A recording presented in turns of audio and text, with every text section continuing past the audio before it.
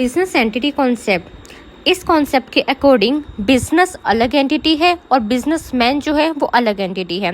दोनों आपस में क्या है, सेपरेट है। ठीक है, बिजनेस ट्रांजैक्शन जो है वो रिकॉर्ड करी जाएगी फर्म के पॉइंट ऑफ व्यू से, ना कि प्रोप्राइटर के पॉइंट ऑफ व्यू से। यहाँ हम प्रोप्राइटर को क्या मानते हैं, क्रेडिटर मानते हैं। क्रेडिटर आप जानते हैं ये वो पर्सन होता है जो हमें क्या करता है, मनी उधार पे देता है। उसी तरीके से प्रोप्राइटर को हम यहाँ पे क्रेडिटर मानेंगे जिसने अपना जो पैसा है वो बिजनेस को क्या दे रखा है, क्रेडिट पे दे रखा है, और बिजनेस को वो पैसा जो है वो बिजनेसमैन को लौटाना पड़ेगा। तो इस कॉन्सेप्ट से हमें ये समझ में आता है कि बिजनेस और बिजनेसमैन एक ना होके क्या है, अलग अलग एंटिटी है। मनी मेजरमेंट कॉन्सेप्ट, ये कॉन्सेप्ट ये बोलता है कि अकाउंट्स के अंदर आप उन्हीं ट्रांजैक्शंस की रिकॉर्डिंग करोगे जो फाइनेंशियल नेचर की है, मतलब ऐसी ट्रांजैक्शंस जिनको आप मनी में मेजर कर सकते हो, राइट। इनको हम क्वांटिटेटिव नेचर की आइटम्स बोलते हैं। और जो क्वालिटेटिव नेचर्स की आइटम होती है जिनको आप मनी में मेजर नहीं कर सकते, उनको आप अकाउंट्स में रिकॉर्ड नहीं करोगे। अब कुछ ट्रांजैक्शंस ऐसी होती है जैसे कि जो बहुत इंपॉर्टेंट होती है ऑर्गेनाइजेशन के लिए, जैसे कि लॉकआउट हो गया, एम्प्लॉयज़ ने स्ट्राइक कर दी है। अब ये कितनी इंपॉर्टेंट बात है एक बिजनेस ऑर्गेनाइजेशन के लिए, ठीक है, और इसका इफेक्ट भी पड़ता है बिजनेस पे, बट इन आइटम्स को हम अकाउंट्स में रिकॉर्ड नहीं करते हैं। तो ये सबसे बड़ी ड्रॉबैक है अकाउंट्स की। गोइंग कंसर्न कॉन्सेप्ट, ये कॉन्सेप्ट ये बोलता है कि जो हमारा बिजनेस है वो इन्फानाइट पीरियड तक, लॉन्ग पीरियड तक चलता रहेगा, ठीक है, वो इतनी जल्दी बंद नहीं होगा। ठीक है, ये जो कॉन्सेप्ट है ये यही एज्यूम करता है कि जो बिजनेस है वो कंटिन्यू चलता रहेगा लॉन्ग पीरियड के लिए, ठीक है, फ्यूचर में, और जो भी ट्रांजैक्शंस होएगी वो बुक्स ऑफ अकाउंट्स में रिकॉर्ड करी जाएगी इसी अजम्पशन के बेस पे कि जो हमारा बिजनेस है वो एक कॉन्टिन्यूइंग एंटरप्राइज है। डुअल एस्पेक्ट कॉन्सेप्ट, ये कॉन्सेप्ट ये बोलता है कि बिजनेस के अंदर जब भी आप कोई ट्रांजैक्शन करते हैं तो उस पर्टिकुलर ट्रांजैक्शंस के दो इफेक्ट होते हैं। एक इफेक्ट होगा उसका डेबिट और दूसरा होगा क्रेडिट। तो हर एक ट्रांजैक्शंस जो भी हम रिकॉर्ड करेंगे अपने बुक्स ऑफ अकाउंट्स में, उसके दो इफेक्ट होंगे, एक होगा डेबिट और दूसरा अकाउंट क्या होगा, क्रेडिट होगा। ये जो डुअल एस्पेक्ट कॉन्सेप्ट है ये आपका डबल एंट्री सिस्टम के ऊपर क्या है, बेस है। हमने पढ़ा है कि एक डबल एंट्री सिस्टम मतलब एक अकाउंटिंग इक्वेशन बनती है जो कि क्या होती है, एसेट्स इज इक्वल टू में लायबिलिटी प्लस कैपिटल। ठीक है, तो ये जो कॉन्सेप्ट है ये इसी इक्वेशन के ऊपर बेस है जो ये बोलता है कि अगर एक चीज़ डेबिट होएगी तो दूसरी चीज़ क्या होएगी, क्रेडिट होगी। अब देखो, एक बिजनेस से मैंने प्रॉफिट कमाया या लॉस उठाया, ये बात तो मुझे तब पता चलेगी जब मैं बिजनेस को पूरी तरीके से बंद कर दूंगी।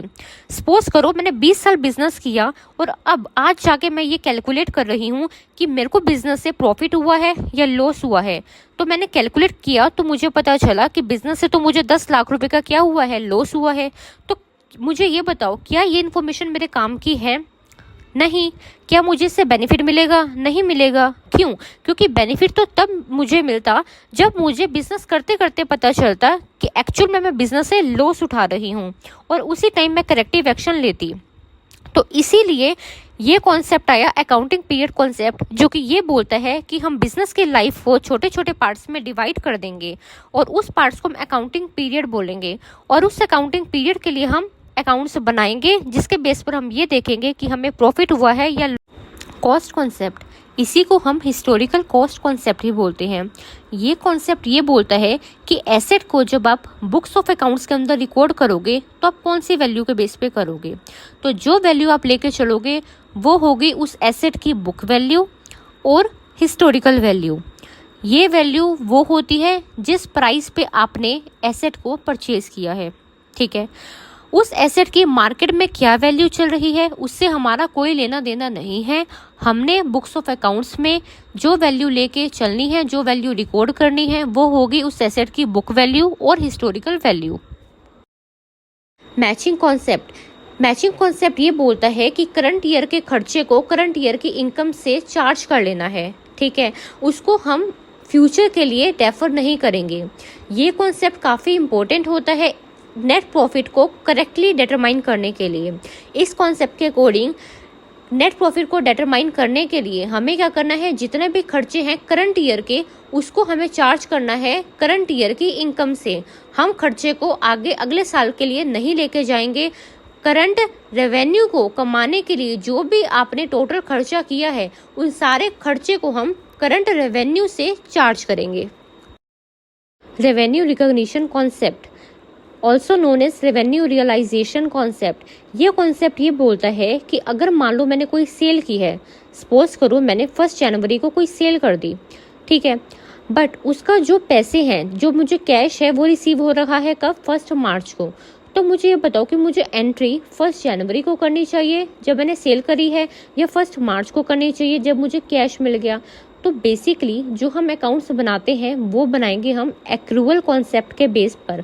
मतलब जैसे ही मैंने रेवेन्यू को रिकॉग्नाइज कर लिया, इनकम को रिकॉग्नाइज कर लिया, तब मैं एंट्री कर दूंगी। मुझे कैश कब मिल रहा है कब नहीं मिल रहा है उस चीज़ का कोई लेना देना नहीं है। सिंपली रेवेन्यू को, ठीक है, इस कॉन्सेप्ट के अकॉर्डिंग रेवेन्यू को हम रिकॉर्ड कर देंगे जैसे ही वो अराइज हो गया। कैश कब मिल रहा है, कैश कब नहीं मिल रहा, उस चीज़ का कोई लेना देना नहीं है। ऑब्जेक्टिव कॉन्सेप्ट, ये कॉन्सेप्ट ये बोलता है कि जब भी आप अकाउंट्स को बनाओगे तो वहाँ पे आप अपने कोई जो पर्सनल बाइजनेस है वो लेके नहीं आओगे। मतलब आप अपने बिलीव्स को लेके नहीं आओगे। आप जो भी अकाउंट्स में ट्रांजैक्शंस रिकॉर्ड करोगे वो बिल्कुल ऑब्जेक्टिव होके रिकॉर्ड करोगे। तो बेसिकली ये कॉन्सेप्ट ये बोलता है कि जो भी आप अकाउंटिंग ट्रांजैक्शंस रिकॉर्ड करोगे वो आप ऑब्जेक्टिव मैनर में करोगे। उसमें कोई भी आपका पर्सनल बाइजनेस नहीं होना चाहिए, चाहे मैनेजमेंट का हो या अकाउंटेंट का हो, ठीक है, जो अकाउंट्स बना रहे हैं, ठीक है। जो भी आप ट्रांजैक्शंस रिकॉर्ड करोगे उसके पीछे कोई ना कोई document, voucher, receipts, cash memo, invoice ये होना चाहिए।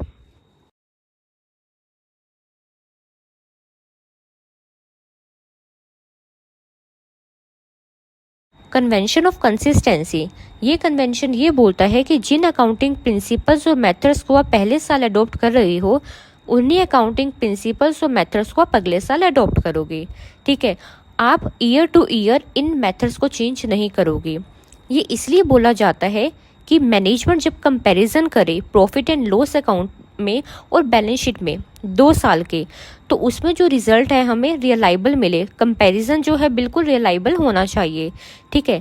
बेसिकली ये कन्वेंशन यही बोलता है कि जिन अकाउंटिंग पॉलिसीज़ को आपने 1 साल अडॉप्ट किया तो अगले साल भी आप उन्हीं अकाउंटिंग प्रिंसिपल्स और मेथड्स को अडॉप्ट करोगे, ठीक है। फॉर एग्जाम्पल, अगर इस साल आपने रिटर्न डाउन वैल्यू मेथड से डेप्रिसिएशन चार्ज किया तो अगले साल भी आप रिटर्न डाउन वैल्यू मेथड से डेप्रिसिएशन चार्ज करोगे, ना कि स्ट्रेट लाइन मेथड से। कन्वेंशन ऑफ फुल डिस्क्लोजर, ये कन्वेंशन ये बोलता है कि वो सारी की सारी इंफॉर्मेशन जिसका डिसीजन मेकर के डिसीजन पे इम्पैक्ट पड़ सकता है उन सारी इंफॉर्मेशन को बिजनेस को डिस्क्लोज करना चाहिए। बेसिकली हमें क्या करना है, हमें वो सारी इंफॉर्मेशन को डिस्क्लोज करना है जो यूजफुल है किसके लिए, इंटरेस्टेड पार्टीज़ के लिए, जैसे कि प्रोप्राइटर, क्रेडिटर्स, इन्वेस्टर्स या कोई भी ऐसी पार्टी जिसका बिजनेस के अंदर इंटरेस्ट